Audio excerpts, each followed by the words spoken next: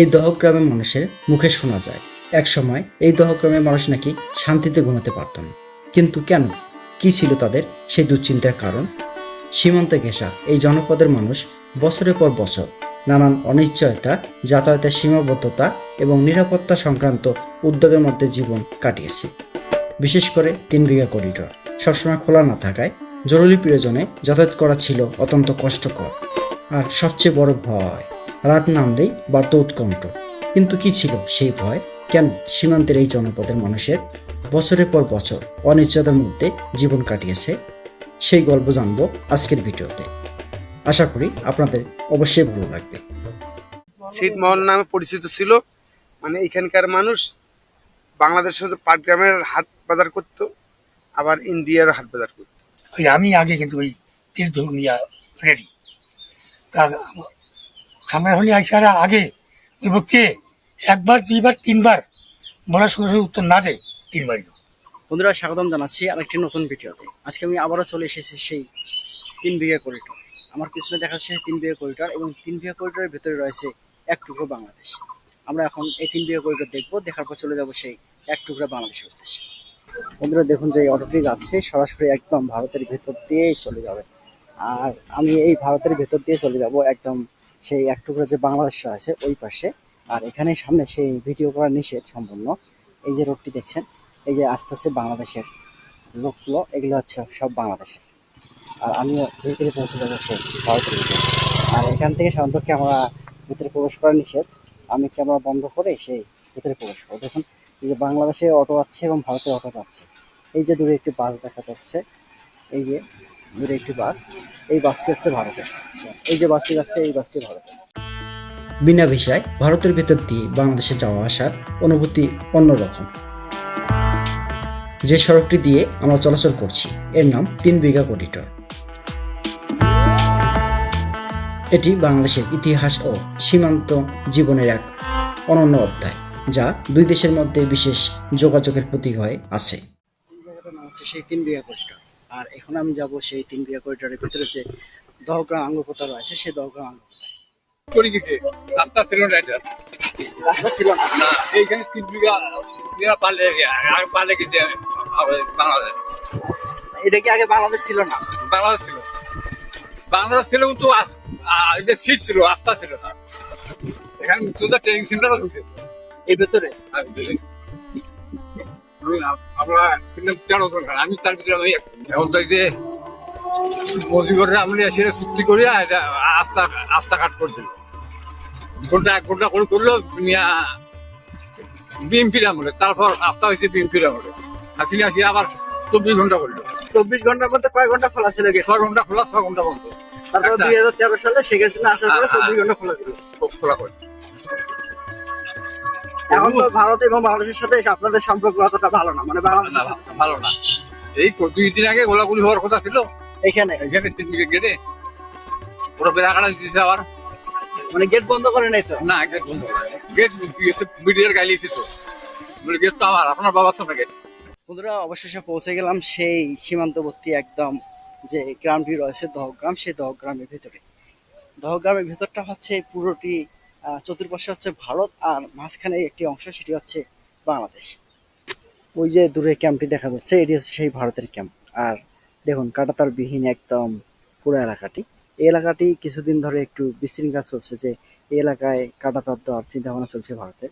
এমন একটি জায়গা, মানে ভাবুন তো এই জায়গাটার কত, মানে কি একটা অবস্থা এই জায়গাটার। একদিকে বাংলাদেশ, একদিকে ভারত। এই আমি যে হেঁটে যাচ্ছি, এটি হচ্ছে বাংলাদেশের রাস্তা, আর পাশেই সেই ভারত। এখানকার মানে পরিবেশটা একটা অন্যরকম। কেউ যদি হঠাৎ করে কোনো দূর থেকে আসে, এখানে চিনতে পারবে না যে ভারত কোন দিকে এবং বাংলাদেশ কোন দিকে। এই দেখুন সাব ফিলার, এখানে হচ্ছে DA9 12S বাংলা। এদিকে হচ্ছে বাংলাদেশ, আর ওই দিক থেকে শুরু হচ্ছে ভারত। আসলে এখানকার সীমান্তটা অন্যরকম। দেখুন, 1992 সালের আগে এটা ছিল ছিটমহল। এরা মনে করেন যে এখানকার মানুষ সব ইন্ডিয়াতে যাতায়াত করতো। হ্যাঁ, এখন 1992 পরে আমরা হচ্ছে স্বাধীন বাংলাদেশের লোক। আমরা স্বাধীনভাবে পাটগ্রাম যাতায়াত করতে পারতেছি। মানে 1992 সালের আগে কি ছিল এই জায়গাটা?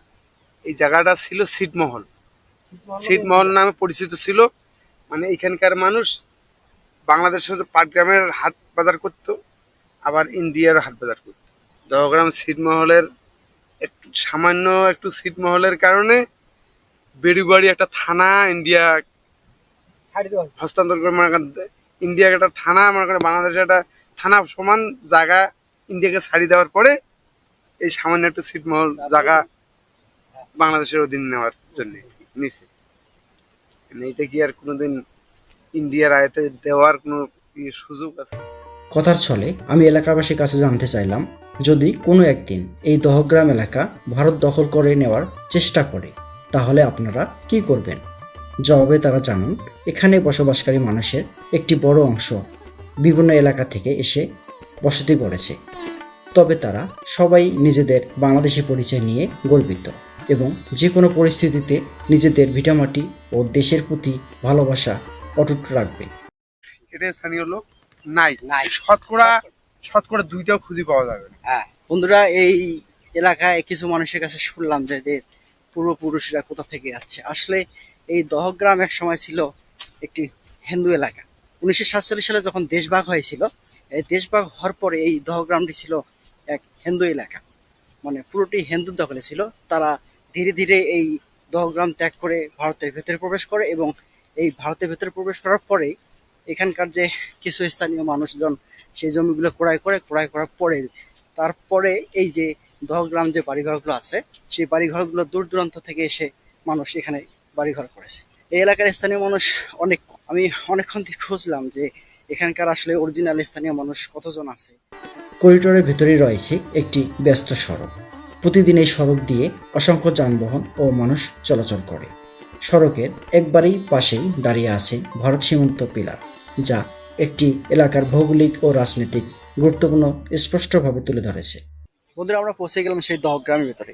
আর এখানে একটি দেখেন মেইন রোড, এই একটি ব্যস্ত রোড, আর ব্যস্ত রোডের পাশে রয়েছে একটি সীমান্ত পিলার। দেখো এই যে পিলারটি দেখা যাচ্ছে, এটি হচ্ছে সেই ভারত বাংলাদেশের পিলার। আর এই দিক থেকে সরাসরি দেখা যাচ্ছে এই সাদা যে ফ্ল্যাগগুলো রয়েছে, এই সাইডটা হচ্ছে ভারত আর এদিকে হচ্ছে বাংলাদেশ।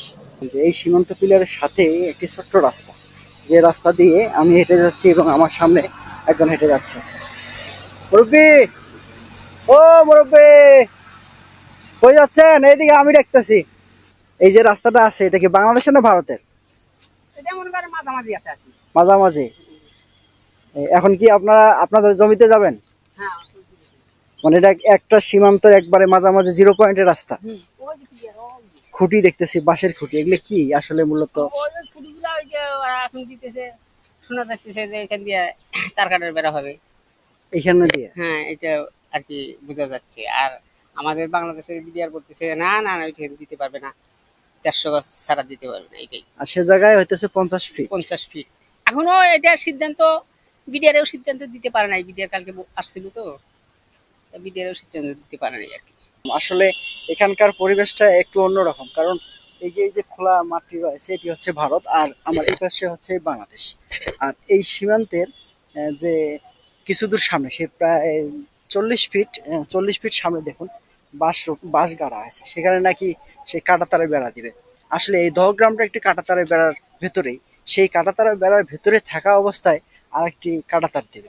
আসলে এই বিষয়টা একটু অন্যরকম মনে হচ্ছে। কেমন করে এভাবে কাঁটাতারের বেড়া দিবে? কারণ চতুর্পাশে তো কাঁটাতারের বেড়া আছে, সেখানে কিভাবে আবার কাঁটাতারের বেড়া হবে? দেখুন এখানে একটি সীমান্ত পিলার, আর এই পিলারের সাথেই রয়েছে একটি ব্যস্ততম রাস্তা, যে রাস্তাটি দহগ্রাম এবং আঙ্গুরপোতা এবং 3 বিঘা করিডোরের সাথে যুক্ত। আর সেই রাস্তাটি একদম চলে গেছে ভারতের কাছ দিয়ে, এই যে পিলারটি, আর এই হচ্ছে রাস্তাটি। আর এখান থেকে কিছু দূর সামনে শোনা যাচ্ছে যে কাঁটাতার দেবে। দেখুন ওই যে দূরে দেখা যাচ্ছে যে বাঁশের খুঁটি, সেই খুঁটিতে কাঁটাতার হবে। ইন্ডিয়াকে একটা থানা, মনে করে বাংলাদেশের একটা থানা সমান জায়গা ইন্ডিয়াকে ছাড়ি দেওয়ার পরে এই সামান্য একটু ছিটমহল জায়গা বাংলাদেশের অধীন নেওয়ার পরও বিড়বধূ ওরা লিখে নিয়েছে। আর আমাদের 3 বিঘা গেট এটা বলে চুক্তি করছে কয়েক বছরের জন্য। এখন টেরাকও যাবার না দি এমন হয়ে গেছে রাস্তায় এখন ভুট্টি নিয়ে কঠিন পরিস্থিতি। সব কিছু ওদের কি আনার দে, আমাদের কিছুই নেই। এখন আমরা একটা গাড়ি নিয়ে যাই তাও নিয়ে দিবে না, যদি একটা গাড়ি ট্র্যাক ঢুকে তাও ঢুকে দিবে না। ডগামের লোক পড়ে গেছে খুব অসহায়। এখন আমরা হয়ে গেছে যে বেড়া গাড়ায় কিছু আগে শুনলাম যে 150 গজ দূরে, এখন যে 20 গজ দূরে। তাহলে ঘোরা গেলে তো দুঃখ নাই, এখন যারা ফল যদি দেয় তাহলে তো আমাদের দিকে আবার শেষ, আবার তো আর হবে না। মানে ওই কারেন্টের যে বাতিগুলো হ্যাঁ, দেওয়া বাতিগুলা, হ্যাঁ। বড় বড় বাতি বাতিগুলো দিলে তো আবার শেষ। যেমন ওই বাগডোরে একটা ফল লাগাইছে, এই এলাকায় কোনো ধান হয় নাই, সব ধান কারেন্ট পোকায় শেষ করে দিছে। বহু লোকে কান্দিছে ধান নিয়ে। আবার যদি ফল দেয় তাহলে ভাই আমাদের ঢগরামের অবস্থা খুব সেন্সিলাইজ হবে। তো মসজিদটা কোন দিক দিয়ে যাবো? হ্যাঁ এই মসজিদ এটা কি বাংলাদেশে না ভারতে? এই দিক দিয়ে সোজা ভারতের উপর দিয়ে আমার বাগাতে রাস্তাটা ভারতে না বাংলাদেশে? বাংলাদেশে এদিক দিয়ে যাই। না না বর্ডার গার্ড আছে নাকি? বন্ধুরা আমরা সেই প্রচন্ড গরমে যাচ্ছি সেই ঐতিহাসিক যে একটি মসজিদ রয়েছে এই দহগ্রামের ভিতরে, সেই মসজিদটি দেখানোর জন্য। এই যে চা বাগানটি, এই চা বাগানটি হচ্ছে ভারতের। ভারতের না চা বাগানটা? বর্ডার গার্ড আছে না আমাদের আমাদের ইয়া পাবলিক পাবলিক পার্টি আছে? না পাবলিক ইনফর্ম করে গরম তো হ্যাঁ হ্যাঁ। ওখানে ঠান্ডা হাওয়া ওখানে। ও বন্ধুরা দেখুন যে এই যে জমিটি, এই জমিটি হচ্ছে ভারতের। ভারতের না? এই জমিটি ভারতের। আর সেই ভারতের জমি যে জিরো লাইন আছে, সেই জিরো লাইন ধরে আমরা হেঁটে হেঁটে পৌঁছে যাচ্ছি সেই সেই প্রাচীনতম ঐতিহাসিক যে মসজিদটি রয়েছে সেই দহগ্রামের ভেতরে, সেই মসজিদটি দেখার জন্য। আর আপনাদেরকে দেখাবো, ততক্ষণ বন্ধুরা সঙ্গে থাকুন এবং পুরো ভিডিওটি দেখতে থাকুন। ইয়া বিএসএফ থাকে। বিএসএফ থাকে ওইখানে? থাকে হুম। ওই বাজারের ভেতরেই থাকে। বন্ধুরা দেখুন ওই যে দূরে দেখা যাচ্ছে সেই ভারতের বিএসএফ এর যে ছোট্ট একটি ক্যাম্প, আর সেই ক্যাম্পের পাশেই রয়েছে একটি মসজিদ, যে মসজিদটি বাংলাদেশে। এই বাড়িঘরগুলো সব বাংলাদেশের না? দিবে বেড়া দিবে যে খুঁটি করছে, ওটা কি ভারতের গাড়ি? ওই যে লাল দেখা যাচ্ছে, ওটা ভুট্টো না এই বাড়িঘরগুলো সব ভারতের না? তোমার নাম কি? লিমন? হ্যাঁ অনেক সুন্দর নাম। বন্ধুরা আমরা এই এলাকার এক ছোট ভাইয়ের সহযোগিতায় আমরা সেই সীমান্তে যে জিরো লাইন রয়েছে সেই জিরো লাইন ধরে হেঁটে হেঁটে পৌঁছে যাচ্ছি সেই ঐতিহাসিক মসজিদের একদম কাছে। বন্ধুরা দেখুন এই সেই মসজিদ, আর এই মসজিদটা সেই প্রাচীনতম মসজিদ। আর এই মসজিদের পাশেই রয়েছে সেই সীমান্ত পিলার। দেখুন ওই যে সাদা পিলারটি দেখা যাচ্ছে, এটি হচ্ছে সেই সীমান্ত পিলার। কি অদ্ভুত একটা জায়গা। এখানে এদিকটা হচ্ছে বাংলাদেশ আর ঠিক এই সাইডটা হচ্ছে ভারত, আর পাশে রয়েছে একটি চা বাগান।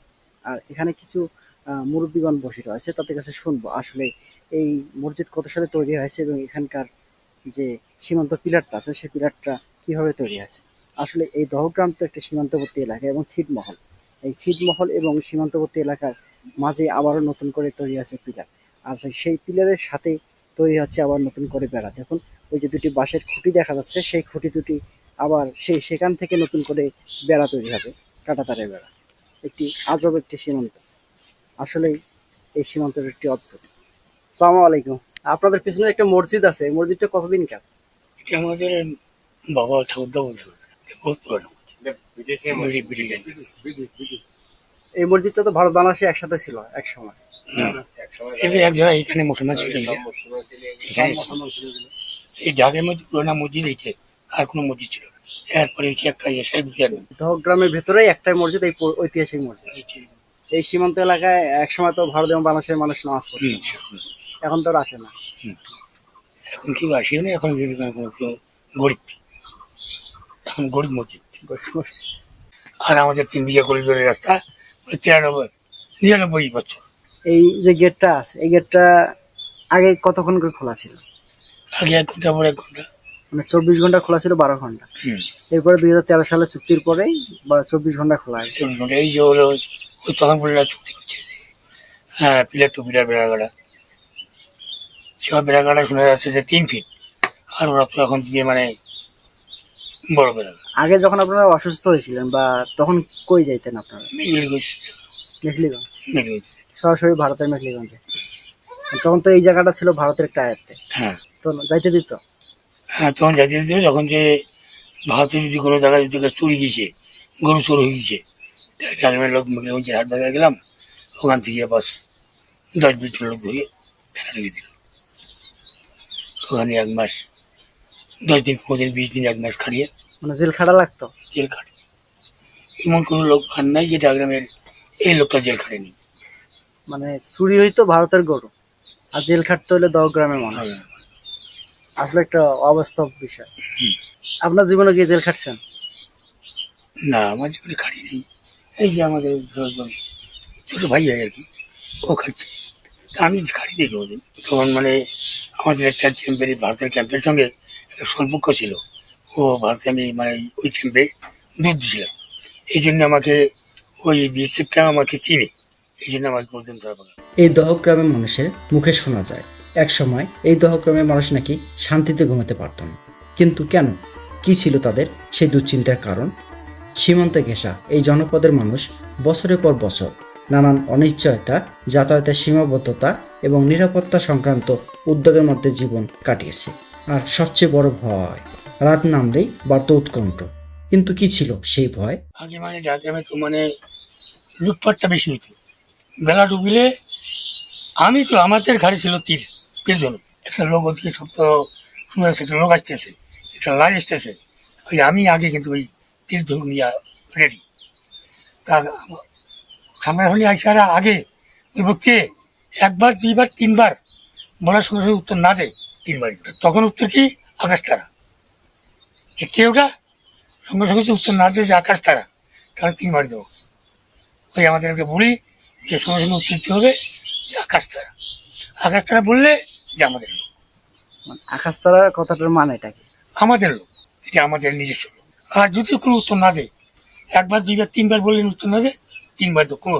বন্ধুরা, এতক্ষণ ধরে এই মসজিদের আশপাশ যে এলাকাবাসী ছিল তাদের মুখে শুনলাম সেই ঐতিহাসিক গল্পগুলো। আরেকটা কথা না বললে নয় যে এই 3 বিঘা করিডোর বা দহগ্রাম আসলে একটি ব্যতিক্রম ধরনের একটি জায়গা। মসজিদের আশপাশ যে এলাকাবাসী ছিল তাদের মুখে শুনলাম সেই ঐতিহাসিক গল্পগুলো, যে গল্পগুলো অনেকেরই অজানা। এই অজানা গল্পগুলো শুনে যদি আপনাদের ভালো লেগে থাকে তাহলে অবশ্যই অবশ্যই আমার চ্যানেলটি সাবস্ক্রাইব করে পাশে থাকবেন। ভালো থাকবেন, সুস্থ থাকবেন। আল্লাহ হাফেজ। দেখা হবে পরবর্তী কোনো নতুন ভিডিওতে।